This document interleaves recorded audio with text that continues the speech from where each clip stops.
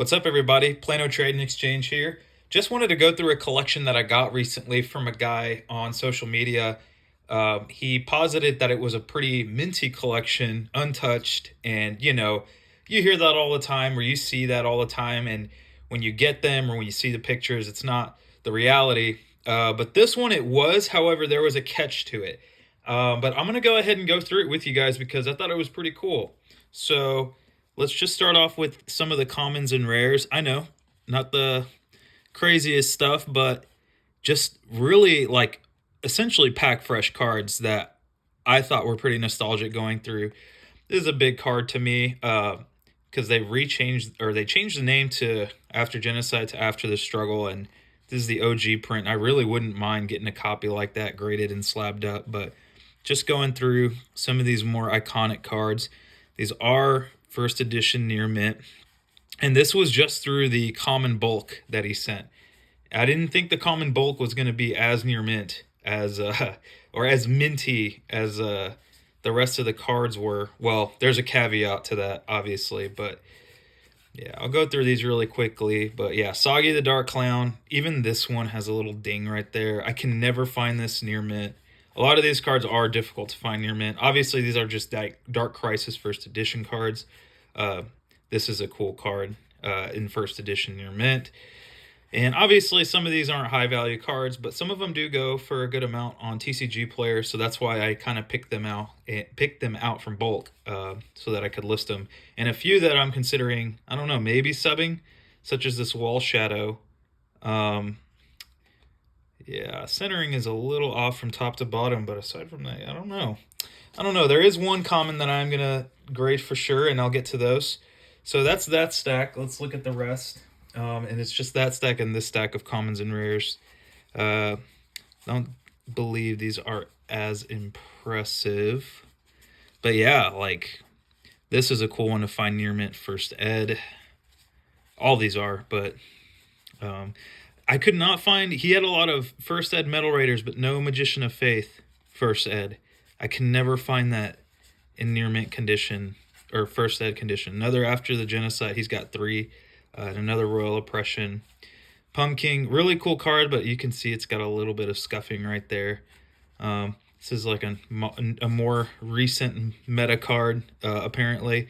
And yeah, Gravekeeper's Servant. This is actually a pretty valuable card. I don't know why, but they go for, I think, $4 or $5 on TCG Player, and they do sell. So I went ahead and picked that one out. Now on to the exciting stuff, that is the holo cards that came with the collection. I already sorted them out and already sleeved them up and marked them at their stated condition. For the most part, not all of them, but yeah, so we have some common TP1s. These are all just near mint to mint. Anything that doesn't have the, what is it called? The letters, light play, mod play, etc. If they don't have that and they're just sleeved like this, just assume it's near mint. But yeah, ton of cool cards here. See, that says light play. That one was unfortunately moderate play.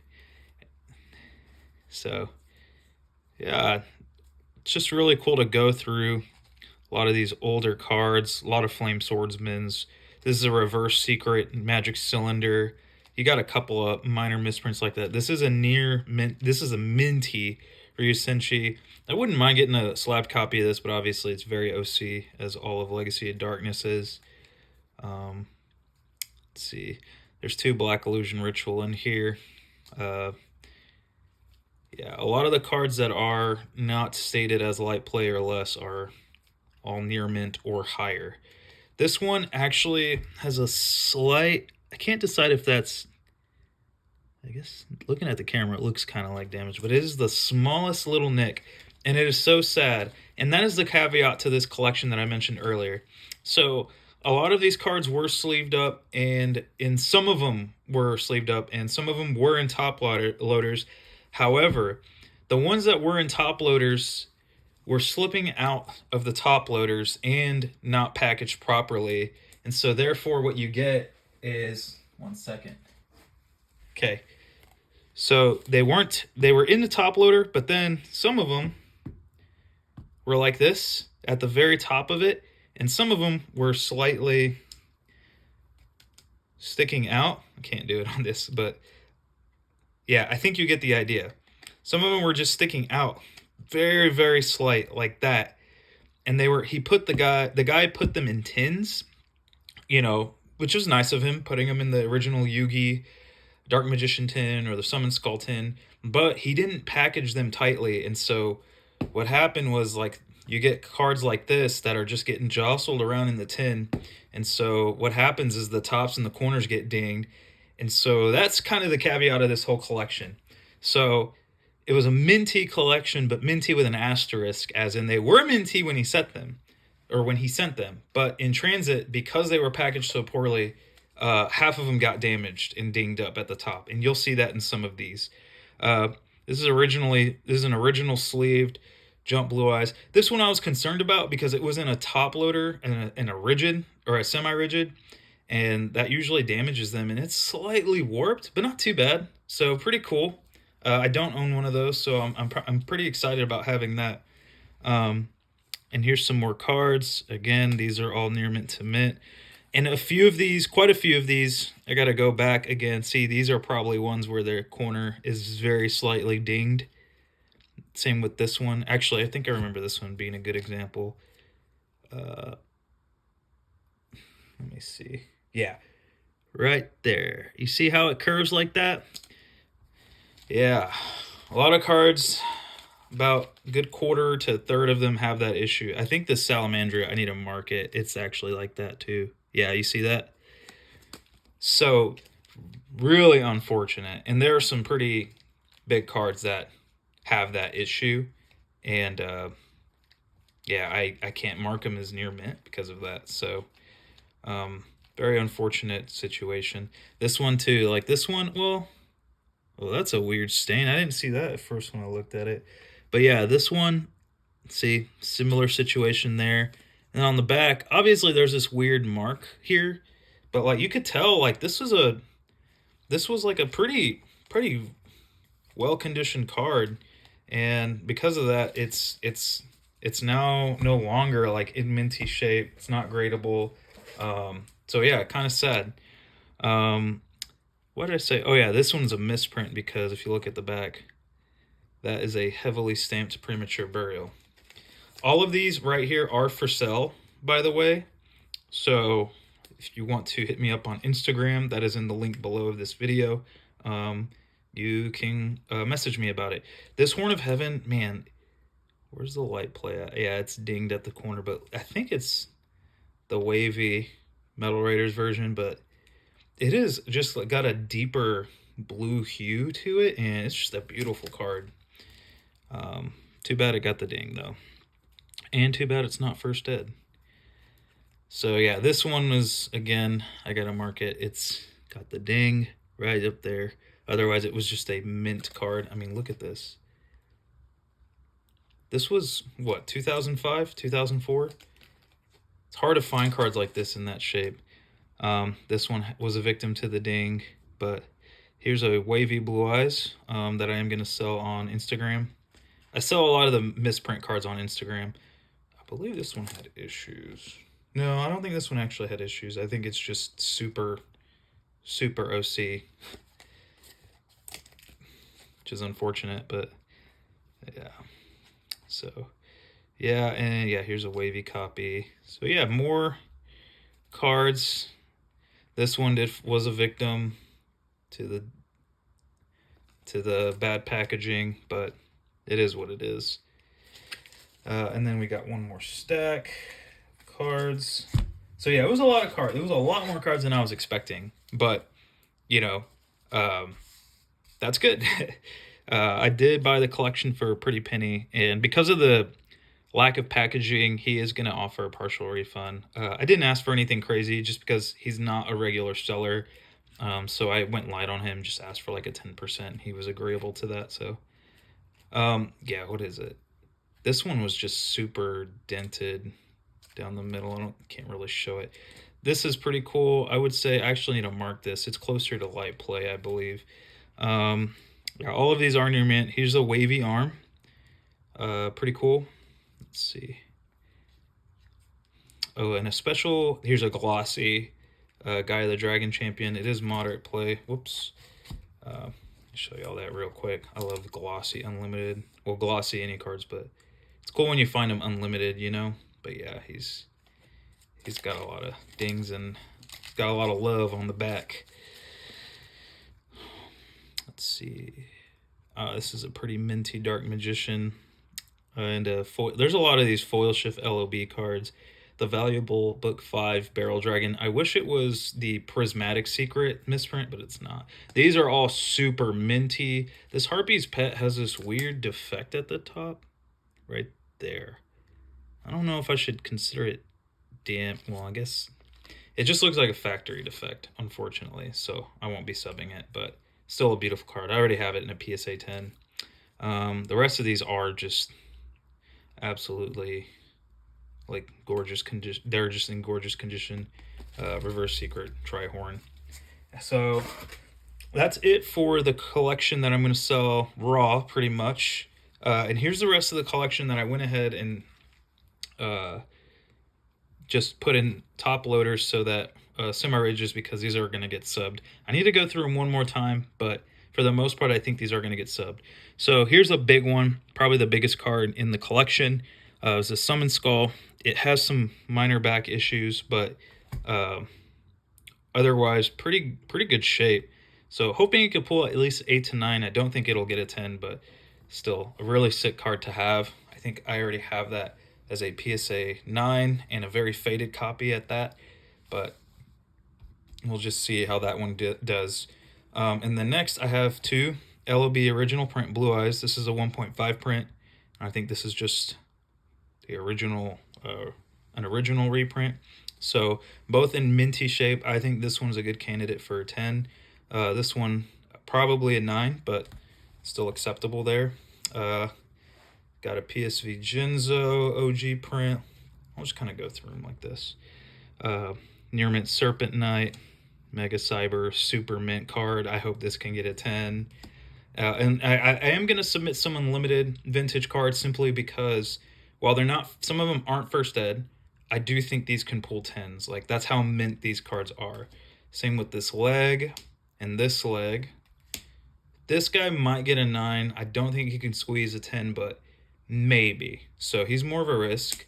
This one will probably get a 9 for centering. As you can see, thicker on this side than that. But I have another copy of this, and it is not as mint. And then I have the Magnet Trio. I was holding my breath because I looked at Alpha and Beta, and I couldn't find Gamma in the collection. And I was like, oh gosh, I hope there's a minty Gamma, and there was. So hopefully I can get another set of these in PSA 10. Hoping to get a 10 in the Sinister Serpent. Again, this is probably, I think these two can get 10s, but I mean, you never know. But I feel like even as 9s, they would be great. So yeah, these guys. Oh, and Guiltia. So this was a common that I found. This was one of 2 in the whole collection. The other one was light play. This one was thankfully mint, and it's got pretty good centering. So I'm optimistic about a 10. Super cool card from I think it was Joey's deck that I hope to get in a 10. I love the artwork, love how simple it is, and yeah. And these guys, it is hard to find a well-centered Fiend Skull. So I'm excited about this one, and then this one too. PGD, Pharaonic Guardian, Legacy of Darkness, just super hard to find well-centered. So hopefully those can pull off 10s, but we'll see. Especially this guy, you know, it's 10 or bust on this card. So a lot with a few of these, but I'm fairly confident a lot of these can get 10s. But yeah, so this is minty. This one I'm on the fence about. I don't know if I'll actually sub this. I'm not a fan of subbing an unlim rewaved Raigeki, but I'm like, man, this has all the components to get a 10, but we'll see. These are minty, a 1.5 print and just a regular reprint to match the Sinister Serpent set. I do already have a PSA 10. Oh, who's the other one that goes with this? Salamandra, I believe? I cannot remember. But yeah, I just need Sinister Serpent and Harpies in a 10, and then I have the other card. Blue Medicine, it is OC from top to bottom, but still a cool card. These are both minty. These Judgments are minty. And finally, Trap Hole, I really don't know, but this one is it looks like it'd be an easy 10, but a part of me is like, would anybody want this as a 10? An unlim trap hole? I don't know. So that's that. But anyways, that's it for the collection, and I'm going to go ahead and just kind of showcase some other cards that I'm going to sub. PSA does have a promotion going on for their December event, which is just any card below $200 you can sub for 15 each. So I went ahead and assembled some cards like that.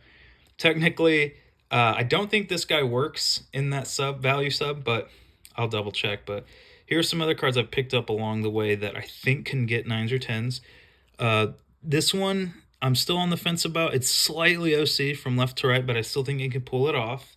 This is a very heavy foil bleed. Can't really tell in this light, but it is a foil bleed. This card is super mint, hoping to get at least a 9 there. These have been in my collection forever. I don't really know if these will work in the value sub. I hope they do. I don't think they'll get they'll probably get 6s or 7s, but I just want these slabbed up. So kind of need to do more research here. This Exodia head, super mint from the previous collection that I got. So definitely going to sub that, can pull off a 10. This can pull off a 9-10. This one I think can pull off a 9-10. Buster Blader, again, these are unlim, but again, mint, and very well centered. Actually, what is it? One of these is not as well centered. So yeah, this one I might put back because it's less centered, but you know, I'm still kind of deciding on these. This guy is mint, so be really sick to get this in a 10. He's such a cool card. And then yeah, I don't know. I had about a dozen of these in my massive collection that I got from back in March, I believe. And I went through all of the 5-headed dragon cards to get ones that were well centered, didn't have print lines or scratches, and I found quite a few. But these are unfortunately from the Legendary collection, as you can see right there. So I don't know if I'm actually going to sub this one. The SD09 one is the one that was the original print of this card for English. So I'm definitely going to sub this, but the rest of these, I mean, 1, 2, 3, 4, 5, 6 of them, I don't know if I'm going to sub all, but they all look like 10 candidates to me, so we'll see. This is pretty minty. And oh yeah, these are, again, I don't know if Judgment kind of fits in that criteria. These are just other cards I pulled. I went through about 20-something of these from all collections that I bought and thought, well, why not? These structure deck cards are pretty cool, so I'm going to go ahead and sub him. I've had this in my collection for a long time.